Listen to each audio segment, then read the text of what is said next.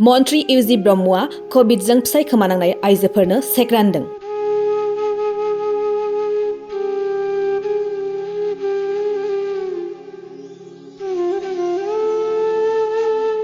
गिबि मन्त्री कभिड-19 रान्दि अनसुंथाइ बिथांखिनिफ्राय कभिड-19नि गिख्रंथाव जिउसाजों जिउ खोमानांनाय एबा फिसाय खोमानांनाय आइजोफोरनो सरकारि अनसुंथाइ राननानै होदों मन्त्री इउजि ब्रह्मआ।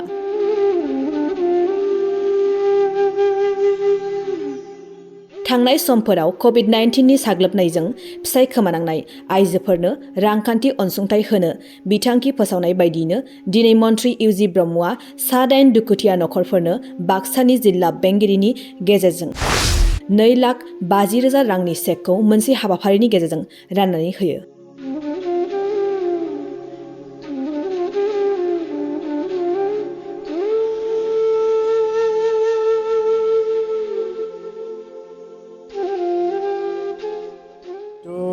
অসম চৰকাৰৰ কোভিড বিধৱাসকলৰ যিটো আৰ্থিক অনুদান আঁচনি, ইয়াৰ জৰিয়তে মুঠ 8জন মহিলাসকলক আমি চেক বিতৰণ কৰিছোঁ। 8 তাৰিখ জুন 2021 অসমৰ যিটো কেবিনেট, ইয়াতে সিদ্ধান্ত লোৱা হৈছিল যে পৰিয়ালৰ মুৰব্বী মৃত্যুবৰণ কৰিছে কৰোনাৰ কাৰণে, তেওঁলোকৰ বিধৱা মহিলাসকলক আৰ্থিক অনুদান দিয়া হওক 2.5 লাখ টকাকৈ। সেই মৰ্মে প্ৰথম পৰ্যায়ত বাক্সা জিলাৰ পৰা 24জনক দিয়া হৈছে।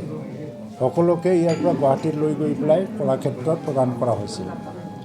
এইবাৰ মুখ্যমন্ত্ৰীয়ে এই চেকটো দিছে 8জনক, সেইটো কাৰণে যে 24জনৰ দিয়া হ'ল, তাৰপিছত এইকেইজনে থাকি গৈছে আৰু কিছুমান কাগজ পত্ৰ দিয়াৰ ক্ষেত্ৰত হয়তো বা পলম হৈছিলে। তো থাকি যোৱা ব্যক্তিসকলকো দিব লাগে বুলি এইটো দিয়া হ'ল। এতিয়া কৰোনাত মৃত্যুবৰণ কৰা ব্যক্তিসকলৰ পৰিয়াল, কাৰোবাৰ দুটা তিনিটা ল'ৰা ছোৱালী আছে, কোনোবা পঢ়া শুনা শেষ হ'ল, কোনোবা পঢ়ি আছে, সৰু সৰু, তেওঁলোকৰ পৰিয়ালত বহুতখিনি মানে সমস্যাই দেখা দিছে। এতিয়া আৰ্থিকভাৱে সামান্যতমে এটা অনুদান চৰকাৰৰ পৰা আগবঢ়াই এই পৰিয়ালক যদি সহায় কৰা যায়, তেতিয়া পৰিয়াল আগবাঢ়ি যোৱাত বা পৰিয়ালক পোহপাল দিয়াৰ ক্ষেত্ৰত বহুতখিনি সুবিধা হ'ব বুলি চৰকাৰে এই সিদ্ধান্তটো লৈছে।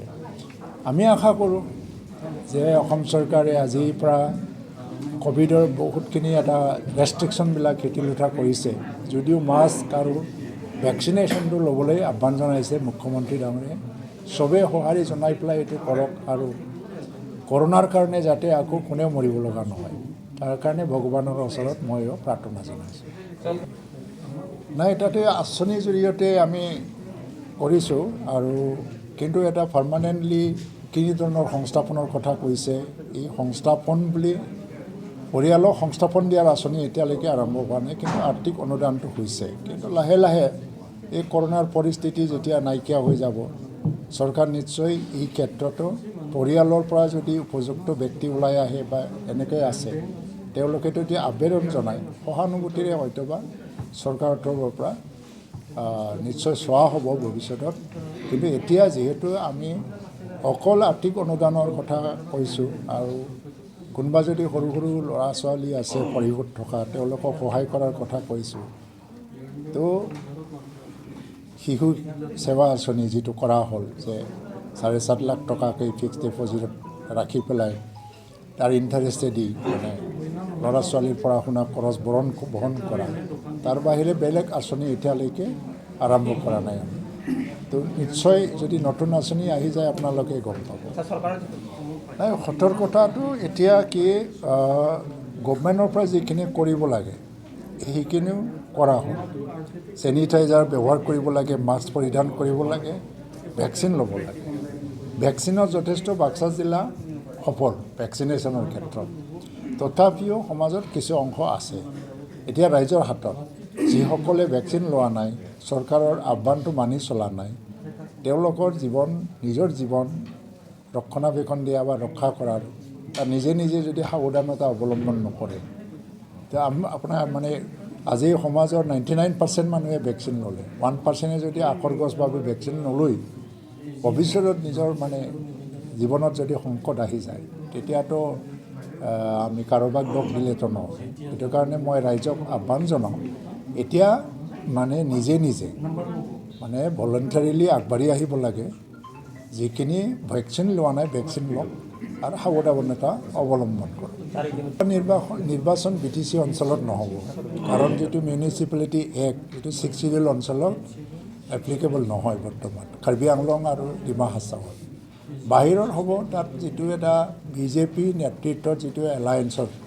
তাতে AGP আৰু BJPৰ মাজতে হৈছে আৰু লগতে পৌৰসভাটো এটা লোকেল সেল্ফ গভৰ্ণমেণ্টৰ এটা ব্যৱস্থা আৰু এই কাৰণে ইয়াত অকল পাৰ্টি লাইনত নাভাবি পেলাই কোনোবা ইণ্ডিপেণ্ডেণ্ট ভাল কেণ্ডিডেট ওলাই আহিলে তেওঁকো সহায় কৰাৰ কথা বা তেওঁলোকৰ লগতো বুজাবুজি কৰাৰ পোষকতা BJPৰ তৰফৰ পৰা কৈছে তেনে ক্ষেত্ৰত আজি কংগ্ৰেছৰ প্ৰভাৱটো নায়েই UDFে কেইটামান এৰিয়াত হয়তোবা মানে পকেট এৰিয়া 2-3টামান পকেট এৰিয়া তেওঁলোকে জিকিব পাৰে কংগ্ৰেছৰো 2-3টামান পকেট এৰিয়া জিকিব পাৰে সেইকাৰণে এতিয়া 85% to 90% যিটো দাবী কৰিছে এইটো সম্পূৰ্ণভাৱে সঁচা তো BJP নেতৃত্বাধীন যিটো এলায়েন্সৰ পাৰ্টি এই 85ৰ পৰা 95% দখল কৰাটো কিন্তু ভূপেন বৰা ছাৰ ইতিমধ্যে কৈছে প্ৰদেশ সংগঠন সভাপতি ভূপেন বৰা কৈছে যে এইবাৰ তেওঁলোকৰ যদি শক্তি আছে কিন্তু আমি জানো এখন অসমত এতিয়া মানুহৰ চিন্তা কোনফালে গৈ আছে এক বছৰ হোৱা নাই BJPৰ নেতৃত্বত যিটো চৰকাৰ আৰু অসমৰ মানে হয় যোৱা 5 বছৰ মানে চলি গ'ল সৰ্বানন্দ সোণোৱালৰ যিটো নেতৃত্বত এতিয়া কিন্তু ডক্টৰ হিমন্ত বিশ্ব শৰ্মাৰ নেতৃত্বত নতুন অসম গঢ়াৰ সংকল্পৰে যিটো নতুন চৰকাৰ আমি কাম কৰি আছোঁ এক বছৰো হোৱা নাই কিন্তু অসমৰ ৰাইজে ইমান মানে অপৰিপক্ক নহয় যে এখন চৰকাৰে এজন নেতাক মানে 5 বছৰৰ সময় নিদিয়ে 5 বছৰ সম্পূৰ্ণভাৱে ৰাইজে এই চৰকাৰৰ লগত থাকিব আৰু পৌৰসভা নিৰ্বাচন তাৰ বাহিৰত নাযায়